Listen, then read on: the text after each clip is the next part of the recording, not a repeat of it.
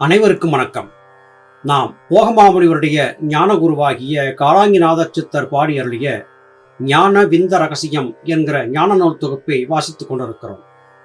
காலாங்கிநாதர் பற்பல அண்டங்களுக்கு பயணப்பட்டு அங்கே இருக்கின்ற அதிசயங்களை எல்லாம் கண்டறிந்து அதை தன்னுடைய மாணாக்கராகிய போகருக்கு சொல்லிக் கொடுத்தார்.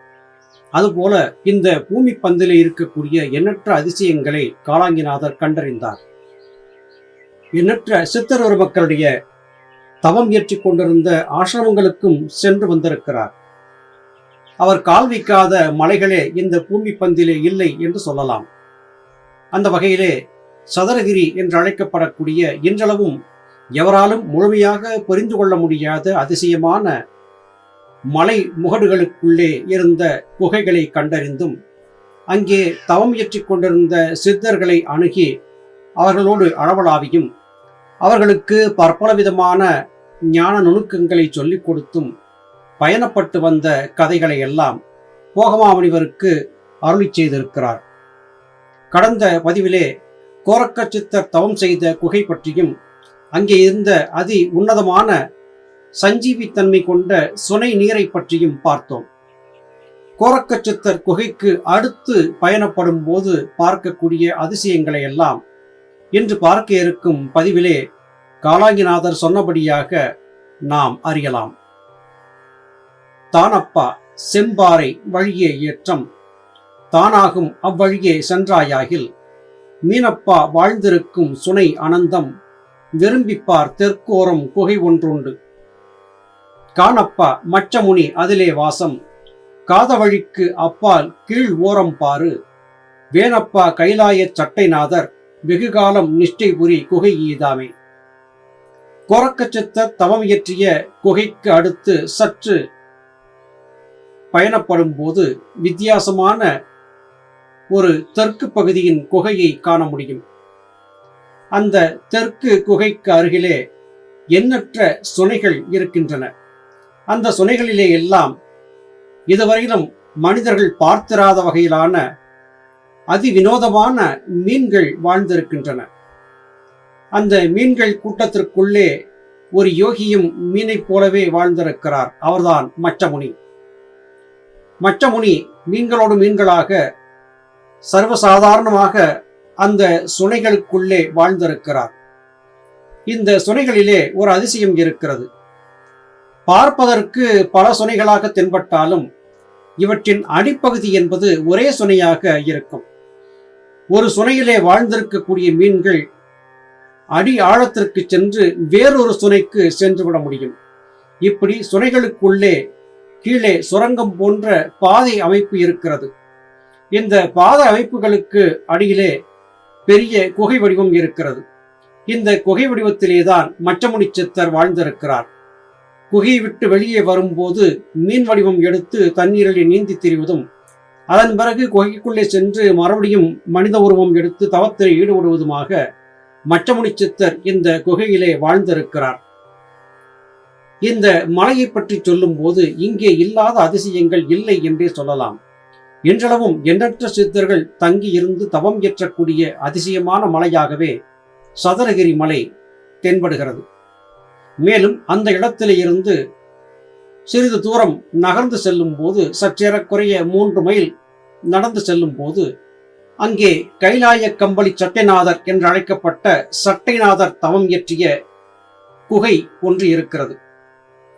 இந்த குகையும் அதிசயங்கள் நிறைந்ததாகவே இருக்கிறது. இந்த குகைக்கு அருகிலே சென்று அவர் இன்றளவும் தவம் இயற்றிக் கொண்டிருந்த அந்த குகையின் அதிர்வலைகளை நம்மால் உணர முடியும். ஆமப்பா அவ்வழியே தொடர்ந்து செல்ல ஆற்றோரம் தென்கிழக்கு திசை ஓர் பாகம் தாமப்பா ராமரிஷி குகையும் உண்டு. தாப்பான இடம் அறிந்து வாசம் செய்தார். ஓமப்பா அதை கடந்து போனாயானால் பூத்திருக்கும் கருநெல்லி காடு தாண்டி வாமப்பா இடைக்காடர் குகையில் வாசம் வல்லவமோ சொல்ல எளிதல்ல காணே. இங்கே சட்டை முனிவர் தவம் இயற்றிய குகையிலிருந்து தென்கிழக்கு திசையிலே சிறிது தூரம் சென்றால் ராமரிஷி என்று அழைக்கப்பட்ட ஒரு மகத்தான ரிஷியினுடைய குகை இருக்கிறது. இந்த குகையிலே அவர் நீண்ட நெடிய காலம் தங்கி இருந்து தவம் இயற்றினார். அதற்கு சற்று தள்ளி போனால் கருநெல்லிக்காடு என்பது இருக்கிறது. நெல்லியை நாம் பார்த்திருக்கிறோம். நெல்லிக்காய் என்பது இளம் மஞ்சள் நிறத்திலே இருக்கும். இந்த நெல்லிக்காய் முக்கணிகளிலே முக்கியமான கனியாக கருதப்படுகிறது. அதாவது மருத்துவ முக்கணி. கடுக்காய், நெல்லிக்காய், தாண்டிக்காய் என்று சொல்லக்கூடிய இந்த முக்கணிகளிலே இந்த நெல்லிக்காய்க்கு தனித்த ஒரு தன்மை இருக்கிறது. துவக்கத்திலே தோற்பாகவும், பிறகு புளிப்பும் கசப்புமாகவும், இறுதியிலே இனிப்பாகவுமான மாறுபட்ட சுவைகளை தரக்கூடியது இந்த நெல்லிக்கனிகள். இந்த நெல்லியிலே சித்தர்கள் தங்களுடைய மகத்தான தவ வல்லமையை கொண்டும் இடைவிடாத ஆராய்ச்சியை கொண்டும் கருநிறமாக நெல்லிக்கனிகள் உருவாகக்கூடிய மரங்களை கண்டுபிடித்தார்கள். இந்த கருநெல்லி மரங்கள் சித்தர்கள் காயகற்பமாக உட்கொள்வதற்கு பயன்பட்டன. இந்த மரங்களை ஒரு வனமாகவே உருவாக்கி அடர்வனத்திற்குள்ளே சித்தர்கள் பாதுகாத்து வைத்தார்கள். இந்த அடர்வனத்திற்குள்ளேயும் அத்தனை சுலபத்தில் யாரும் செல்ல முடியாது. அடர்வனத்திற்குள்ளே மனிதர்கள் நுழைய முடியாதபடியாக விஷவண்டுகள் அதிகம், விஷ ஜந்துக்களும் அதிகம். சித்தர்களை தவிர வேறு எவராலும் இந்த இடங்களுக்கு செல்ல முடியாது. இப்படிப்பட்ட அதிசயமான கருநெல்லி மரக்காடுகள் இருந்த பகுதியை தாண்டி இன்னும் சற்று தூரம் செல்லும் போது இடைக்காடர் என்று அழைக்கப்பட்ட மகத்தான சித்தருடைய குகையும் அவர் வாழ்ந்திருந்த பகுதியும் நமது கண்களுக்கு தென்படும். இந்த இடத்திலே மிக அதிசயமான நிகழ்ச்சிகள் பல நடந்திருக்கின்றன. காணப்பா கணக்கில் அடங்காத கோக்கள் கன்றுகளை அருகழைத்து அமுதம் ஊட்டும். ஆனப்பா எருதுடனே குகையில் வாசம், அதன் இஷ்டம் போல் மேய்ந்து அங்கே சேரும். தானப்பா மகாலிங்கர் அங்கே வந்து தன்னமுதம் உண்டு தினம் தானே போவார். ஏனப்பா பசுக்கள் எல்லாம் தவயோகிக்கும், எனக்குமே பாலமுதம் வழங்கிற்றம்மா. சித்தர்கள், யோகிகள், மகான்களுடைய வாழ்க்கையிலே அதிசயங்கள் கொட்டி கிடக்கின்றன. சித்தர்கள் மிக உயர்ந்த தென்னை மரத்திற்கு அருகிலே சென்றால் தென்னை மரத்திலே 3 முறை தட்டுவார்களாம். உடனே மரத்திலே இருந்து நல்ல முற்றிய தேங்காய்கள் கீழே விழுந்து விடுமாம். பழமரங்களுக்கு செல்லும் போது பழங்களை பறிப்பதில்லை. அந்த மரத்திடம் சென்று 3 முறை கை தட்டியவுடனே மரத்திலே இருந்து கனிகள் தாமாகவே கீழே வந்து சித்தர்களின் மடியிலே விழுந்துவிடும். இப்படி அதிசயங்களை சித்தர்கள் செய்தார்கள். இது மரங்களுக்கு மாத்திரம் தானா என்றால் இல்லை, மிருகங்களையும் கூட தங்கள் கட்டுப்பாட்டிலே சித்தர்கள் வைத்திருந்தார்கள். இந்த மலைகளுக்கு அருகிலே இடைக்காடர் என்று அழைக்கப்பட்ட ஒரு மிகப்பெரிய சித்தர் தங்கி வாழ்ந்திருந்த குகையும் சமதளமான பரப்பும் இருக்கிறது. இந்த சமதள பரப்பை மக்கள் இன்றளவும் பார்க்க முடிகிறது.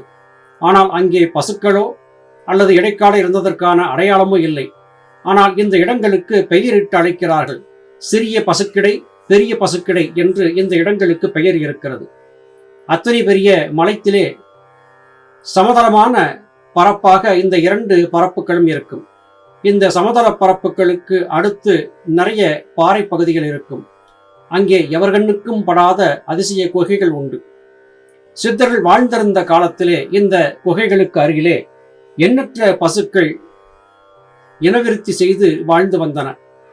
அந்த பசுக்கள் எல்லாம் பகல் பொழுதிலே இந்த பசுக்கிடை என்று அழைக்கப்பட்ட தரைப்பரப்பிலே சமவெளி பகுதியிலே மேய்ந்துவிட்டு இடைக்காட்டு சித்தர் தவம் இயற்றியே குகையிலே சென்று தங்கி கொண்டு விடுமாம். இடைக்காட்டு சித்தர் தங்கியிருந்த குகைகளுக்குள்ளேயே இந்த பசுக்களும் சென்று தங்கியிருந்தன. இது காரணமாக இடைக்காட்டு சித்தரை எவராவது சந்திக்க சென்றால் நல்ல இனிமையான பாலமுதத்தை இடைக்காடர் வந்த சித்தர்களுக்கு கொடுத்து உபசரிப்பது வழக்கம். அதுபோல தானும் அங்கே சென்று இடைக்காட்டு சித்தர் கொடுத்த மிக மிக ருசியான அருமையான பாலமுதத்தை உண்டு மகிழ்ந்ததாக காலாங்கி சித்தர் இங்கே குறிப்பிடுகிறார். தான் மட்டுமல்ல, மகாலிங்கமூர்த்தியும் கூட இந்த இடத்திற்கு வந்து இடைக்காடர் தந்த பாலமுதத்தை உண்டு மனமகிழ்ந்து அவரை ஆசீர்வதித்து செல்வது அன்றாட வழக்கமாக இருந்ததாக காலாங்கி சித்தர் குறிப்பிடுகிறார். இந்த பசுக்களை மனிதர்களைப் போல காம்பிலே கரம் வைத்து யாரும் பால் கறந்து எடுப்பதில்லை. இந்த பசுக்கள் அருகே சென்று எனக்கு அமுதம் கொடு என்று கேட்ட மாத்திரத்திலே பசுவின் காம்புகளிலே இருந்து பால் தாமாகவே சுரந்து வரும். அப்படி பசுக்களை எந்த வகையிலும் துன்புறுத்தாமல் அவைகள் தாமாகவே பாலமுதத்தை சுரந்து வந்தவர்களை உபசரிக்கும்படியாக இடைக்காட்டு சித்தர் பழக்கி வைத்திருந்தார் என்றால் அந்த சித்தருடைய மகத்துவத்தை என்னவென்று போற்றுவது, எப்படி புகழ்வது? மனிதர்கள் நினைத்திருப்பதை போன்ற நிலையிலே சித்தர்கள் இல்லை. மரத்திலே கனி வேண்டுமா, மரத்தை தட்டினார்கள். மரத்திலே தேங்காய் வேண்டுமா, மரத்தை தட்டினார்கள். பசுக்களிடம் பால் வேண்டுமா, பசுவை தீண்டாமல் கேட்டார்கள், பசுக்கள் கொடுத்தன. மகாலிங்கர் இன்றளவும் அங்கே நமது கண்களுக்கு தெரியாமல் இருக்கும் பசுக்களிடமிருந்து பாலமுதத்தை பெற்று உண்கிறார் என்பது போன்ற தோற்றத்தை காலாங்கி சித்தர் இங்கே சொல்லுகிறார். அது மட்டுமல்ல, என்னைப் போல அங்கே வந்த அனைத்து தவயோகிகளுக்கும் இடைக்காட்டு சித்தர் பாலமுதம் வழங்கி பசிப்பிணியை போக்கி வைத்தார் என்று காலாங்கி சித்தர் குறிப்பிடுகிறார். சதுரகிரி மலையை பற்றி பேசுவதென்றால் சித்தர் பெருமக்கள் சொல்லியிருந்த கருத்துக்களை கொண்டு பேசிக்கொண்டே இருக்கலாம். அத்தனை அதிசயங்கள் கொட்டி கிடக்கின்றன. இது மாத்திரமா? இன்னும் எண்ணற்ற சித்தர்கள் அங்கே என்னையெல்லாம் அதிசயங்களை நிகழ்த்தினார்கள் என்பதை அடுத்தடுத்து வரக்கூடிய பதிவுகளிலே நாம் தொடர்ந்து பார்க்கலாம். அதுவரையிலும் நன்றி, வணக்கம்.